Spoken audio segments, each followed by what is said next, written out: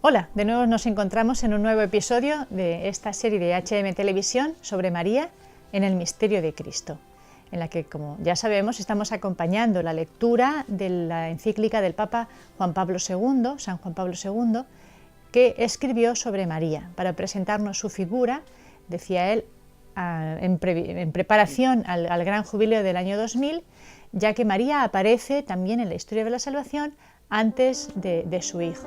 Y aparece, dice él, como la estrella de la mañana, ¿no? La estrella de la mañana sería la primera estrella que aparece al amanecer antes de que salga el sol. Es aquella luz que recibe su luz del sol. María recibe toda su gloria, toda la gracia que ella tiene, la recibe de Dios, pero aparece primero como anunciando el amanecer.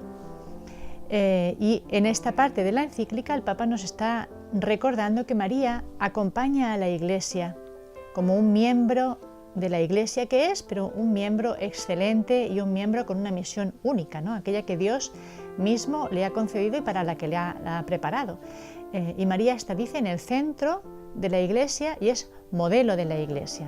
Miramos a María como los apóstoles miraban a María para obtener de ella, para recuperar de ella los conocimientos, los recuerdos que ella tiene de Jesús, de la vida de Jesús, de la infancia, de la Anunciación, y también para aprender de ella la respuesta de vida, de la obediencia de la fe que debe ofrecer a Dios aquel con el que Dios habla, con el que Dios se pone en comunicación. Este es el tesoro que la Iglesia posee, ¿no? Posee a María como un tesoro de fe, un tesoro de amor, un tesoro de pureza, de santidad y de espacio abierto, como dice el Papa, para la acción de Dios. Es lo más necesario. Podemos poner el ejemplo, ¿no? Dios no podría echar, por ejemplo, vino en este vaso si está ya lleno de agua. Es necesario que esté abierto, que esté limpio, que esté capaz de recibir lo que se quiere verter.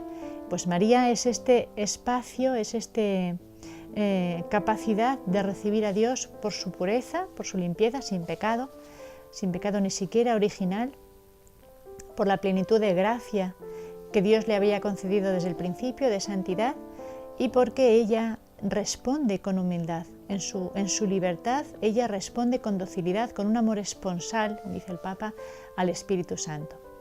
Y estamos acompañando en esta historia de la salvación. El Papa nos está diciendo cómo en nuestro tiempo, porque somos un capítulo, este siglo XX en el que él escribe, ahora estamos en el siglo XXI, de esta historia de la salvación, y habla de esta inspiración que el Espíritu sugiere a la Iglesia de recuperar el deseo, esa ansia por la unidad de todos los cristianos en un solo cuerpo, en la Iglesia, ¿no? La Iglesia que Cristo fundó, que Cristo mismo fundó. Porque sabemos que la Iglesia se ha ido escindiendo y ahora mismo hay una multiplicidad de creencias, de fe cristiana, que difieren entre ellas, ¿no? Como dice el Papa, también entre los cristianos protestantes tienen que encontrar una unidad de fe, porque entre ellos también hay diversidad.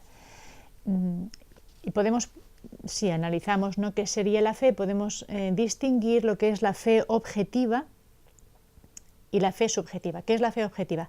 El depósito de la fe, aquellas verdades que nosotros conocemos por revelación de Dios, ¿no? Y esto es muy importante. ¿Qué es lo que Dios nos ha revelado? Nosotros no creemos en lo que nos gusta o nos parece más coherente o nos parece más interesante, sino aquello que Dios ha revelado. Y en esto María es un gran ejemplo, porque evidentemente María no posee toda la verdad en la Anunciación, por ejemplo, sobre el misterio de Cristo y el misterio de la salvación. Evidentemente no lo puede poseer, pero ella lo acepta en su totalidad y la encuentra siempre dispuesta, Cristo la encuentra siempre dispuesta al Espíritu Santo, porque ella acoge el todo, aunque ella no sepa qué concretamente es lo que va a suceder o qué contenido va a tener su misión y la misión de Jesucristo. Este es el depósito. Nosotros acogemos la fe como nos la transmite la Iglesia, ¿no? Que a su vez la recibe de Jesucristo. Y esto es la fe objetiva, ¿no? El creer lo que la Iglesia enseña. Y después hay una fe que podríamos llamar subjetiva, que es mi propia aceptación personal y entusiasta, ¿no? Como la Virgen, no decía un sí frío, sino que dice un sí, una acogida feliz. Está llena de alegría, está llena de entusiasmo. Amén, ¿no? Amén es una respuesta muy fuerte en el Antiguo Testamento a esta revelación de Dios. Es mi propio entusiasmo, mi propia adhesión a esta fe que se me revela.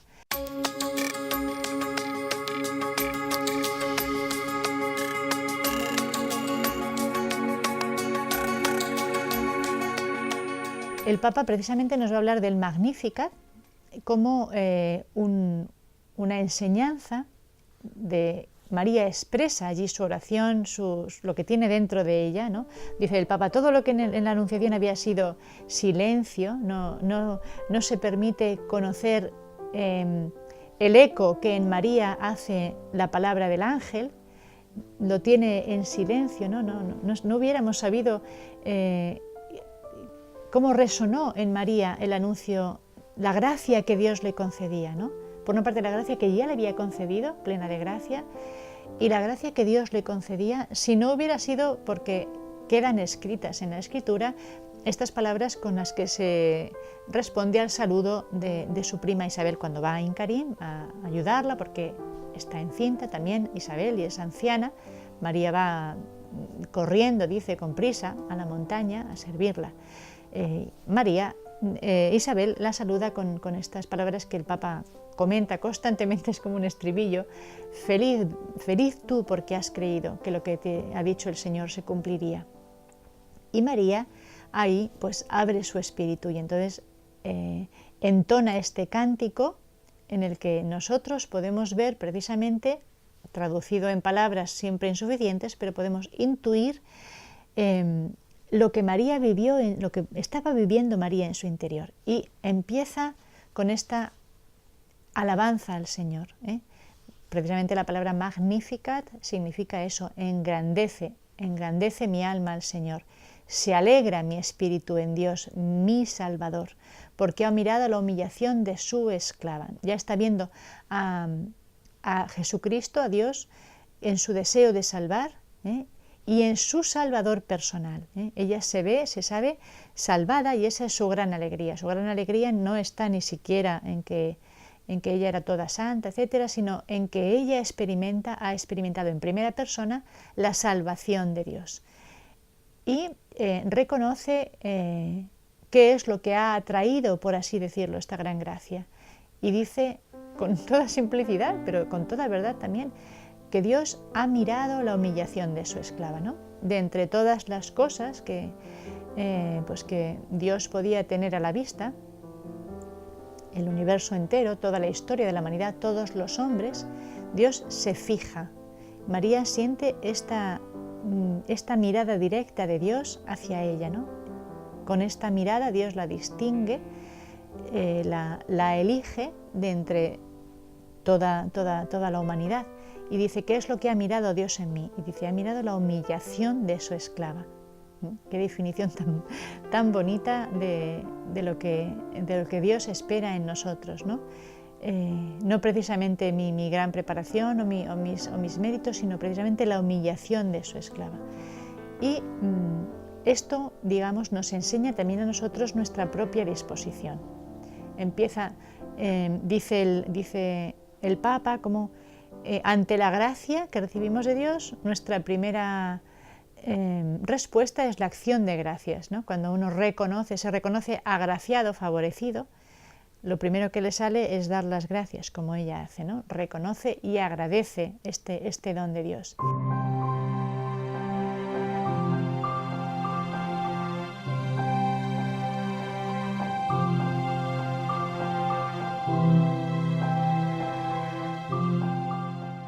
Leyendo las palabras del Magnificat, podemos, como decíamos antes, leer en el espíritu de la Virgen, ¿no? Cuál es su respuesta personal a la gracia que ha recibido. Y en ella podemos también, todos los cristianos, encontrar una unidad espiritual, en la Virgen, en el modelo que es la Virgen y en este, como decíamos, motor de humildad, de fe y de amor que es el corazón de la Virgen.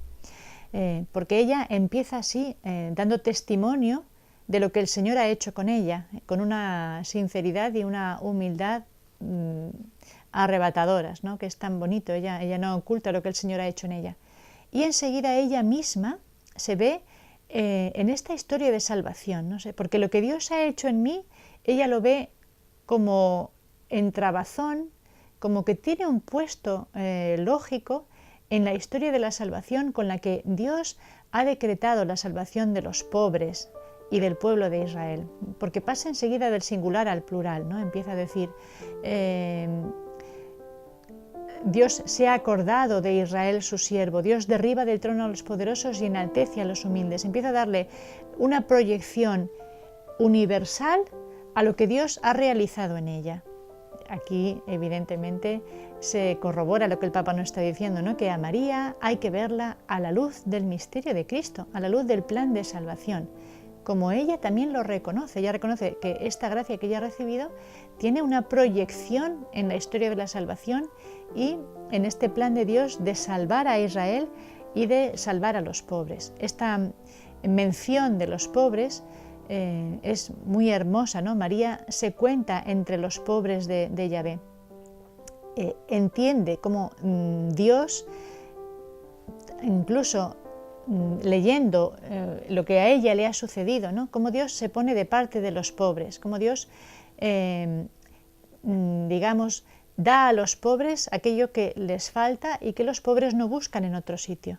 Porque no se trata solamente o especialmente o precisamente de la pobreza material o de la pobreza de cualquier otro tipo, ¿no? Pobreza de ámbito espiritual o de ámbito psicológico. Eso podría ser una componente, pero cuando se habla de los pobres en el Evangelio, habla de los anawim, de aquellos que no esperan la salvación de lo que puede procurarles el mundo, de lo que pueden procurarse ellos por sí mismos, sino que esperan la salvación de Dios. Entonces, cuando se espera en Dios, Dios puede darnos un don que no va a caer en el vacío, porque es un don esperado. Entonces María habla de cómo el Señor derriba del trono a los poderosos, los que creen tener y los que creen poder dominar la historia y el mundo por sí mismos, caen cuando Dios se manifiesta y el Señor hace sus obras, manifiesta su gloria en los pobres, en aquellos que lo esperan todo de Él. Pues esto es una gran enseñanza para nosotros de lo que María nos cuenta que el Señor ha hecho en ella. No la ha escogido por ser soberbia, por ser poderosa, sino como es pobre, deja precisamente que su esperanza sea llena de gracia, de elección y de amor. Ella ha experimentado este gran fuego de amor en su corazón y nosotros queremos acercarnos también a este fuego de amor en su corazón, ya esta experiencia de cómo Dios socorre a los pobres, que también se repite tantas veces en los salmos, ¿no?